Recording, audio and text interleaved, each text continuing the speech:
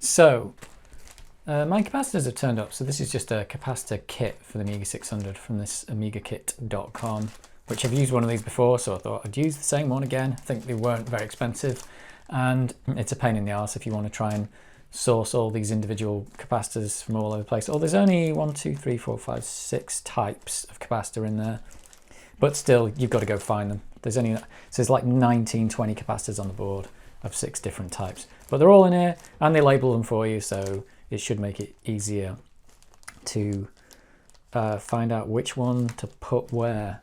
When I recapped my other one of the things I did was I took the keyboard connector off, and I actually took one of these RCA audio jacks off. Now the problem with that is that the keyboard connector has got like 1,000,000 pins on it, and you can get it off and that's fine, but I'd like to try and do it without taking it off, because of the amount of desoldering you've got to do. And this was really hard to desolder just because it's so big and these pads are so big. It just took me ages to get this one off. So I might have to do that again, but I'd like to try and avoid it if I can, which would be nice. So I'm going to try and do it without taking either of that or any of these off. Now I don't know if this is possible, because one of the things is this soldering iron's cold here, but you can just about get the soldering iron in there, maybe without burning anything, but very difficult to get it in there. The new capacitors are smaller though, so that makes it a little bit easier. And the other problem is you've got to get these off without melting this or melting that. So that's a problem, but I'm going to try and do it. Now I know you can buy replacements of these and you can buy replacements of these. So if I do happen to melt one of these, it's not the end of the world, but I figured it's going to be worth trying it now, because otherwise I'm never going to know if I can do it like this. But yeah, that's a bit of a problem. But actually, first thing is the top of this connector does actually come off. Take these little bits under here, like this little bit here and this little bit here, you kind of push them out and this whole top bit comes off. At least that's the theory. There we go. So that bit just pops off, that top piece. And now let's see if it's any easier. Oh, there's still very little room in there. Yeah, see, so that's just difficult. No is the answer. Not really, but with the smaller capacitors maybe it can be done. So worst comes to worst, I have to take these off, but these two are the only ones I think that are the real problem. The rest of them are not too bad. The rest of them I can get off quite easily without damaging anything. This is the one, they just put them in such an awkward, well, they put them where they could, but they're in an awkward place, let's put it that way. If these ones go wrong, you get bad audio. So we definitely want to replace these. Yeah, so the replacements that I've got for these are a bit smaller, so it's possible that when the replacement goes in I will be able to solder that, but they're not much smaller. Just to give you an idea, I can just about get a soldering iron in there. And no, maybe that one. Yeah, probably. This soldering iron's cold at the moment, but you just can't get one. I mean, you may be able to get a smaller tip in there, but no, not with these caps. You wouldn't be able to solder these back on. So hopefully with the new ones you can, but if not, I'd like to do this without desoldering this stuff. So I think one of the things I'm going to do is I've got some of this cheap heat resistant tape. I'm going to stick heat resistant tape around here and around here, and then going to try and get this thing off with the hot air without destroying anything. Don't know if this is a wise idea, but this isn't the way I did it last time. I mean, just because this tape's heat resistant doesn't necessarily mean it's going to protect it from the heat. It just means it won't melt under the heat. But there we go.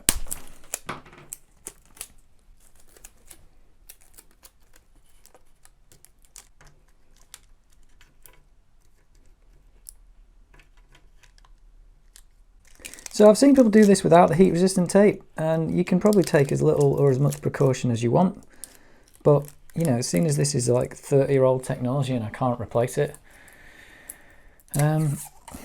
take as much precaution as you feel necessary. But at the moment, I feel like this is going to help me, but someone might look at this and say, why bother? It's not going to do anything. So I've just covered up that line of resistors as well, just to make sure I don't melt anything. Right, who knows? Is that going to be good enough? The theory is that the hot air comes in from here.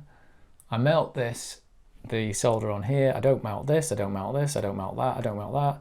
And the air just flows out through there. And these things just pop off.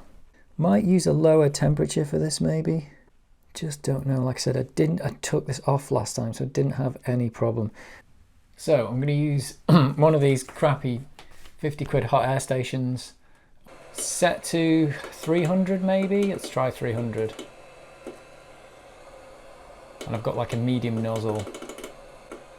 And I've just got the airflow on 5. You can go higher than that. So, this is the question. Let me get a pair of tweezers. So yeah, pair of tweezers, hot air coming out of here. I'm going to heat these caps up. I'm going to try and heat them up from the side, like this way, or the other way, so that you try and get onto the solder joints. And the caps should just fall off. You shouldn't have to put any pressure on with these. These are just to pick the cap off at the end. You just kind of nudge it with this, and it should just come off on its own. I know people do twist these caps off with pliers, but the way I figure it is, when these boards were designed, they were not designed for that kind of mechanical force where you're going to twist with pliers and things like that. These caps weren't designed for that, neither was this board. Whereas these boards were designed to take some amount of heat because they had to be soldered.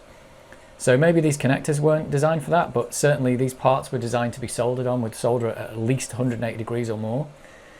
Same as all these chips, they're designed with heat in mind, whereas they're not designed with mechanical force of like ripping these capacitors off or twisting them off that people do. So that does work for a lot of people, but I don't know, you take your chances. You could damage the board with hot air, you could damage the board with mechanical force. But I've done a whole recap now with the hot air and it worked pretty well.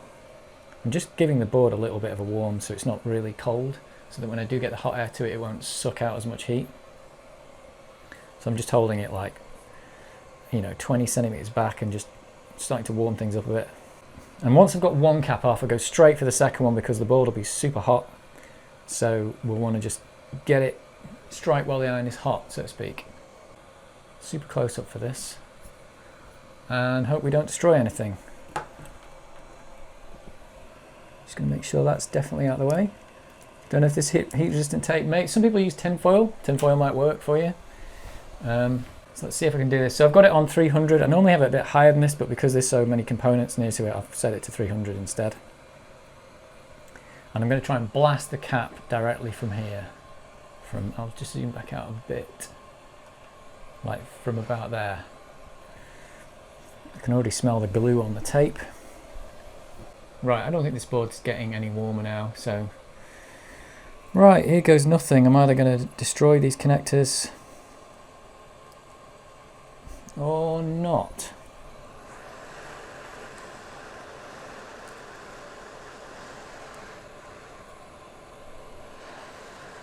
And sometimes these pop, by the way, so you've got to be careful of that.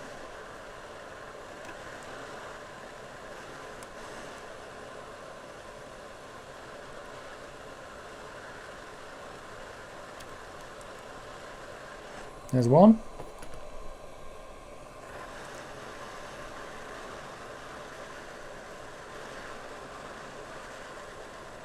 There's the other. Whew.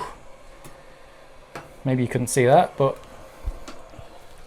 I had to get my hand in the way if that was the case. And have I damaged anything? Is the question.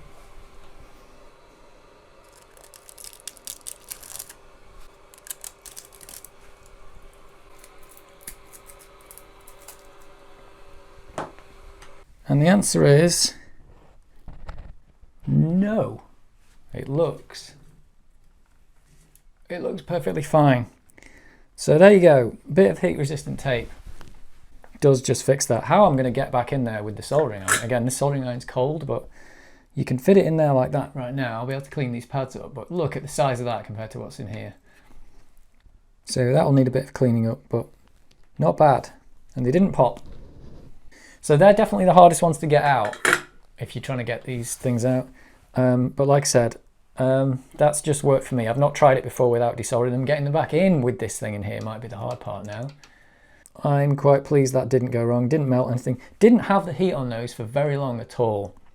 So 300 degrees seems to be perfectly fine. This is like leaded solder, so this should melt at 180. You don't probably need to go to 300. You could probably go a bit less, but you've still got to be careful because all these components are sucking out the heat. These are probably still hot now. Yeah, those capacitors, these old capacitors are still hot. I can touch them now, but they're still hot.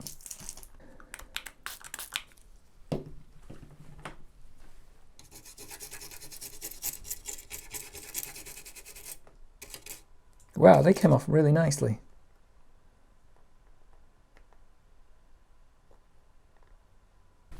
So yeah, very happy with that. And there's the old one off. Seems like it's all right. So the other good thing about the Amiga board is at least the positive and negatives are always marked correctly. So not bad. At least this Amiga board anyway. Right, that's the difficult one off. So here is the replacement. Oh God, it's flipped out of my hand. And that is the wrong way around, but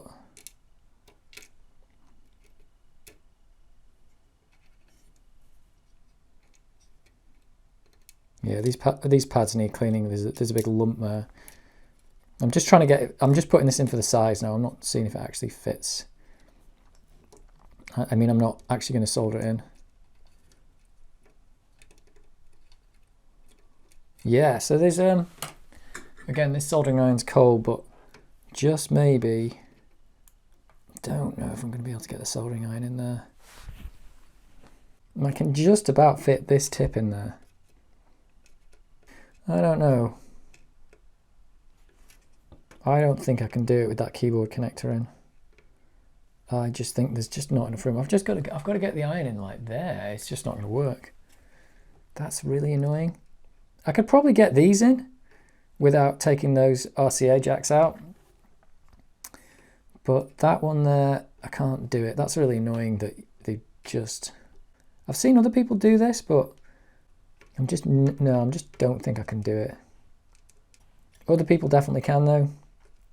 Maybe if you've got a couple of soldering irons set up with really tiny tips on them. This one isn't that small, big, sorry. But yeah. I think to put this back in, I'm going to take this connector off.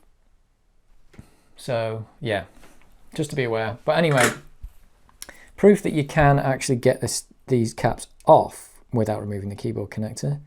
But I don't think I can get them back on. Maybe if you've got a super small soldering iron, you probably need one of those like weird angled soldering irons and you can do it. But yeah, I can't do it with this one. And that's difficult. So they were the hardest ones to get off, and they're going to be the hardest ones to get back on, but what the hell. Maybe I'll just do those ones first, and then we get to see the whole process of getting those caps off and getting them back on. Really didn't want to desolder this connector, but I'm going to use a desoldering iron and solder those off. And what I am going to do, because put a little mark on the back here, because last time I did this, I took it off and I resoldered it back on backwards, and that you don't want to do that because it will go on backwards. So I'm just going to put a little mark. Where can I put a little mark? There we go, I just put a little mark there. So I remember to put it on the right way when I take it back off. Unbelievable. Unbelievable that I did that last time. So for this, I've got one of these things, these 100 quid crappy desoldering things. Again, it's cold at the moment, so no panic. But yeah, just going to desolder each one of these. Desolder these 20 connectors or whatever they are. And then wiggle this thing out, hopefully without damaging it. Put the caps back in, put the keyboard connector back in, and then we're done, kind of. This thing's a bit crappy, it takes a while to heat up, but it works.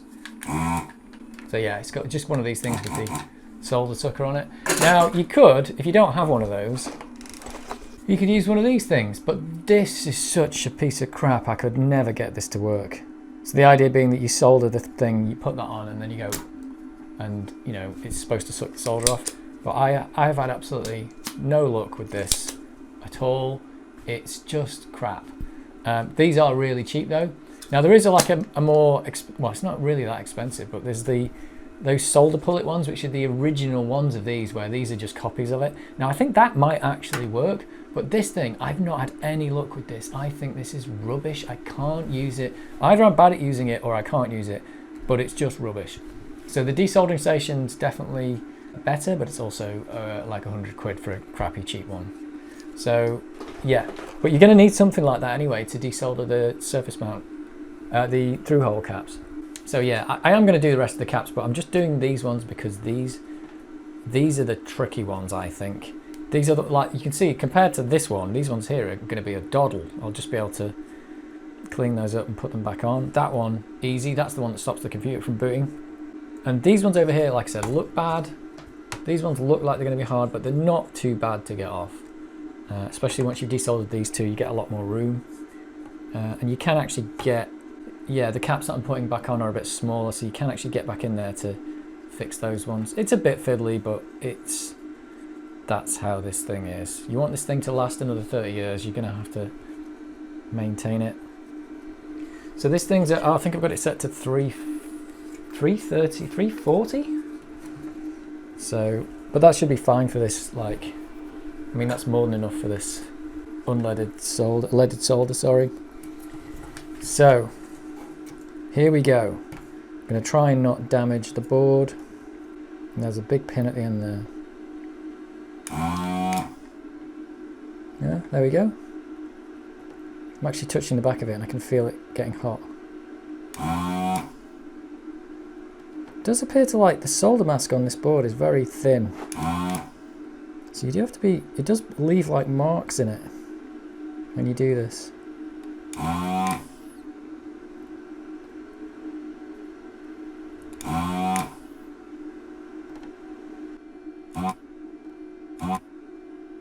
Yeah, it's like a bunch of board. It's just nothing so much, isn't it? Maybe it's set to highest, maybe. Maybe it's all out. This one's pretty full. Here's what it is.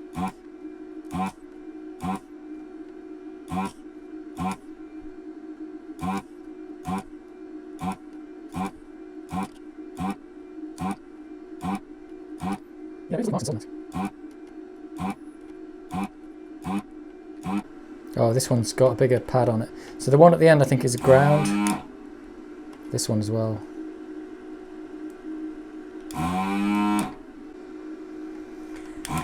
So let's just see what I got, see what I won. I bet you it's still in really tight, yeah.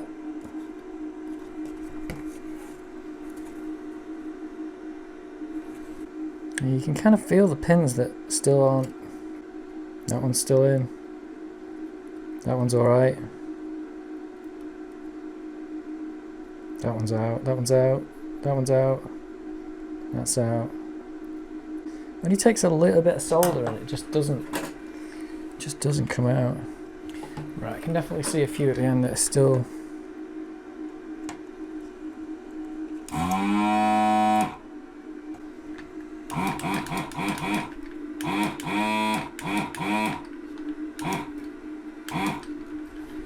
Okay, so have I finally got this connector out? It seems to be stuck on one of these pins. Is stuck. I think one of these pins at the end is still stuck. Is that it? Oh, I think I've got it.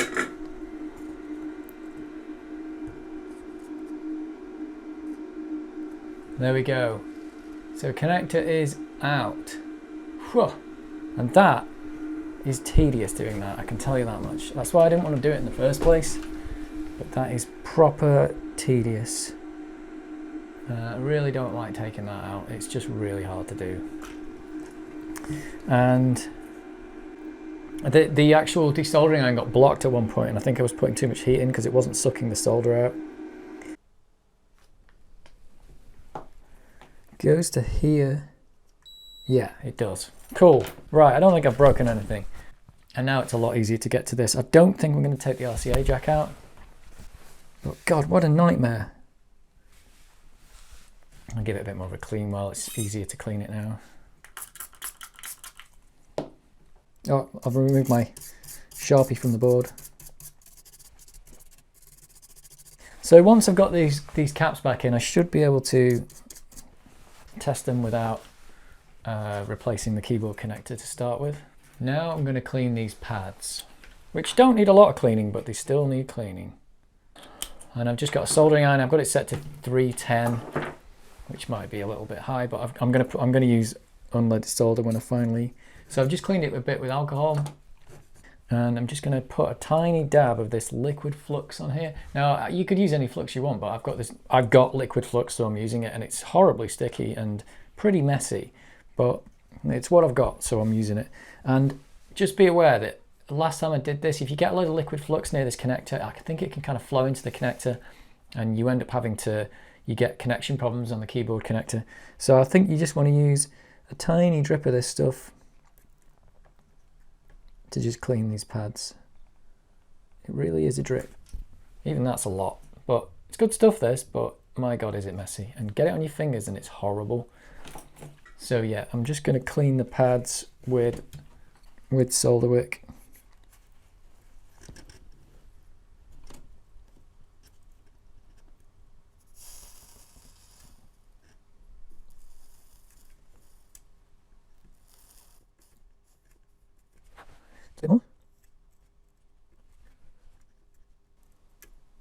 There we go. So now I've done that, I do need to clean them again because I've covered it in liquid flux. And like I said, I think I'm going to use a cotton bud for this because this liquid flux is horrible. Like, use whatever flux you want. Don't use liquid flux if you don't like it. I mean, like I said, I'm using it because I've got it. So, but oh yeah, look at that. It's just disgusting.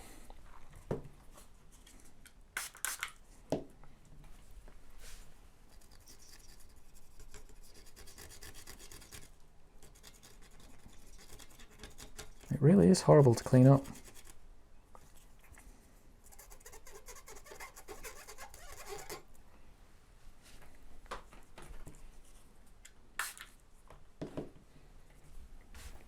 But nonetheless, these look as good as new now. Yeah, super shiny, super flat, that's what you want. Yeah, I think what I'm going to do, firstly, I'm going to make sure I get them the right way around.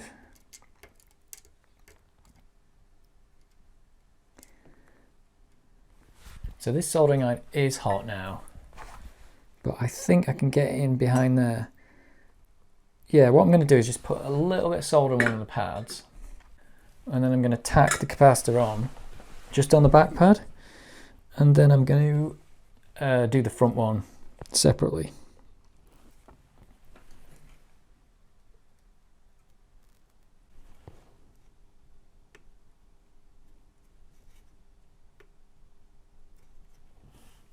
So there we go.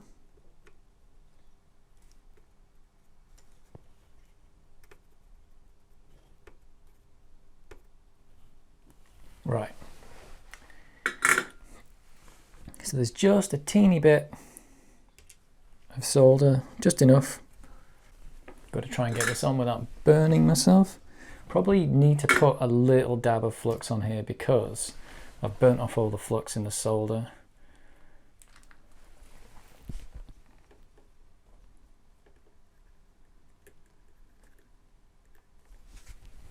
So just a little bit. In fact, I might as well put flux on these pads while I'm here. Let's see if I can get this right.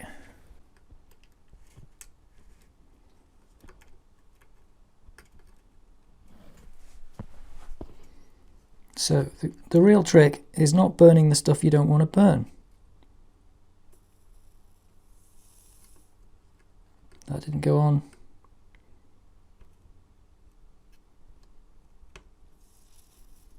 I think that went on then. So I'm just going to push it down.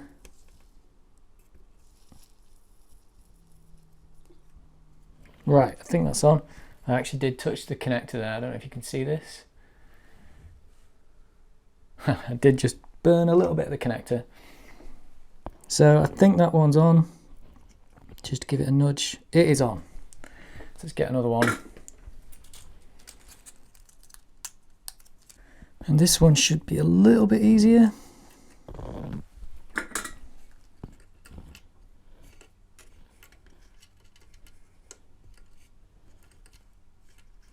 But these two here are definitely the worst.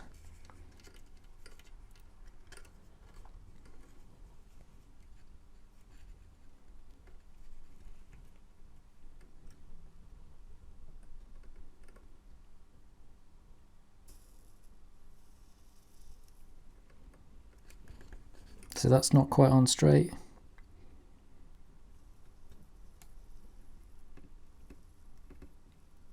That's even worse.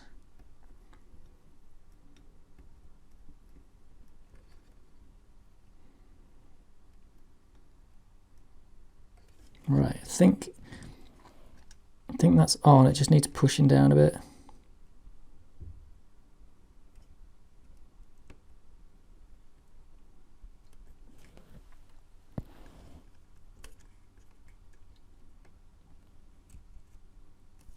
There we go. Got it. I don't think I burnt anything this time. That's good.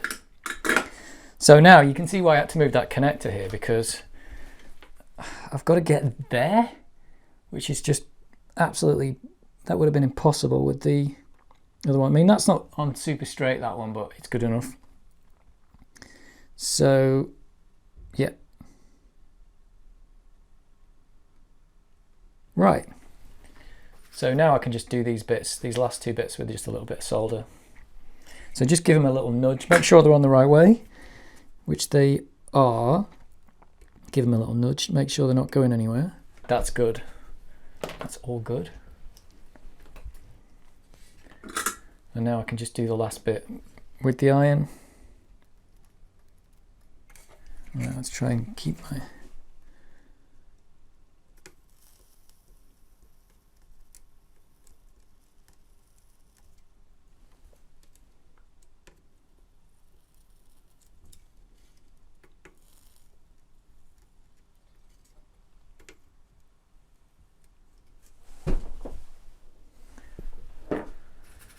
Right, I think we're on there.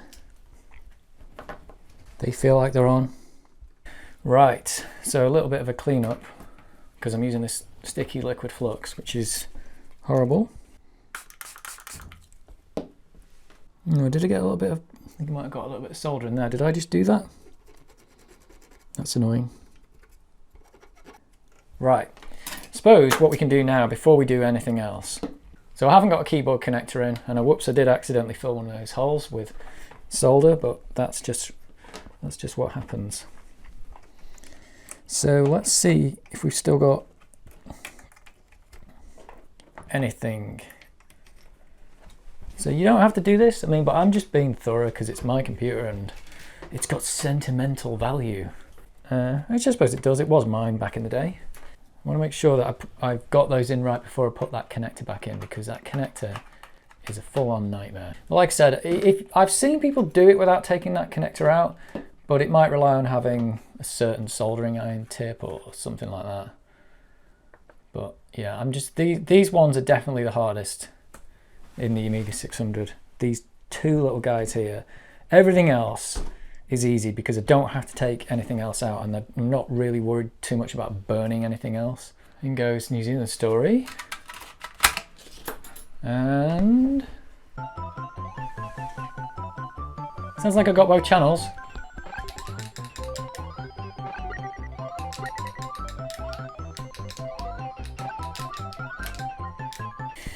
Right, so I'm going to call that a win.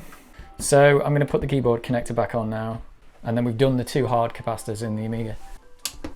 I've filled in a via, which is annoying, and so I can't put that back in. That's great. So I wonder if I could get that out with solder wick. Is that even possible? The answer is no. Maybe if I just blob a little bit of solder in there. This could make it worse. Just trying to get this thing out. just see if I can do it with the solder wick. Just want that blob solder to come out of that there, please. Yes, did it. So yeah, just a bit more of a blob of solder and then did it. Means I've got to clean this again. So yeah, I think when you're doing these recaps, you just got to take your time. You're gonna have to like try not to rush it, because you just break stuff and it just gets harder. Even then, like putting a bit of solder in the via is just taking me an extra 5 minutes just to fix that, and it just all starts adding up. This is where it just isn't going to go back in probably. Oh well. Get it in the right way, because that's last time I did it wrong. These little notches are on the front. I also did put that Sharpie mark on the back so to remind me, but then I washed off the Sharpie that was on the board. I'm going to use a little bit of blue tack to keep it held in, I think. So yeah. Oh. So now, just resolder it.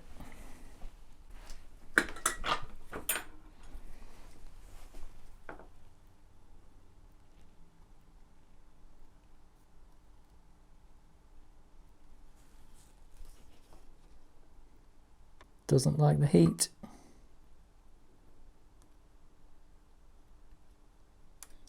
There we go. And we've got the two corners on. Just check it's on straight. Looks all right. Don't need this anymore. So, resolder this thing, and then I can retest the keyboard.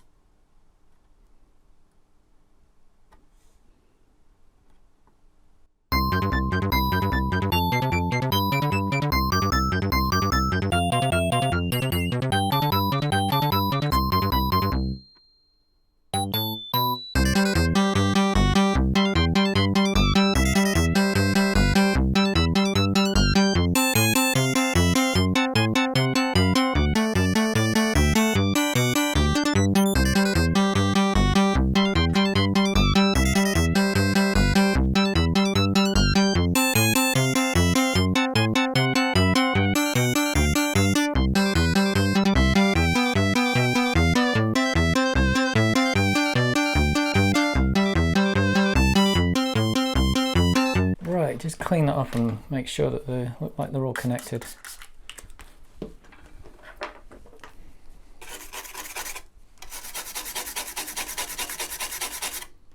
Right, so you could, when you want to test this to make sure that you put it back in correctly, if you've taken it out, you can just buzz it out, but it's probably easier just to put the keyboard back in and test that the keyboard still works.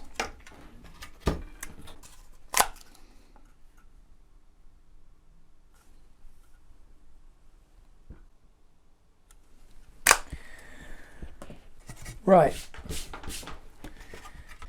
gonna plug this back in, plug the keyboard back in and give it a go. I like the look of that. You need to be careful with these because they are delicate little flowers. Right, keyboard's back in. Oh, it's all precarious. I've got the workbench disc in. Let's see what we get. Won't get any lights because they're not plugged in. Well, it's booting. Okay. Well, I've got some keys. 4, 5, 6. The trouble with these keyboard connectors is if you miss out one of the connections, you will get keys that don't work. Does the shift key work? Yes, it does. Does the control Amiga and Amiga actually reset it? It does. So I think it might be all right. I've not tested all the keys, but I'm pretty sure. Because the keys are working. So let's just take it apart, take this keyboard off for now.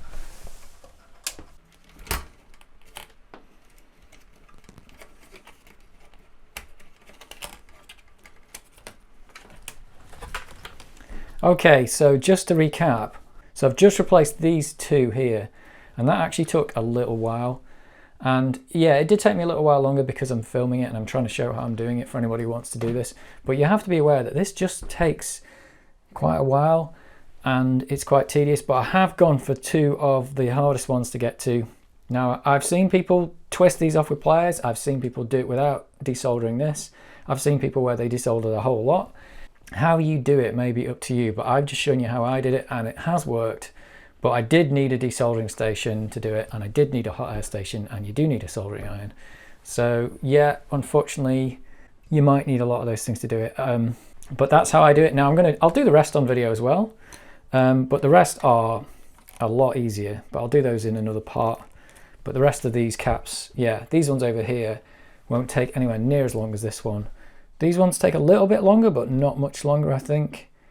So I'll do the whole thing on video just for anybody who's interested in doing their own recapping or learning how to recap it. This is how I've done it. How you do it is up to you, but hopefully at the end of this, if this works, this shows you that if you do it this way, it can work.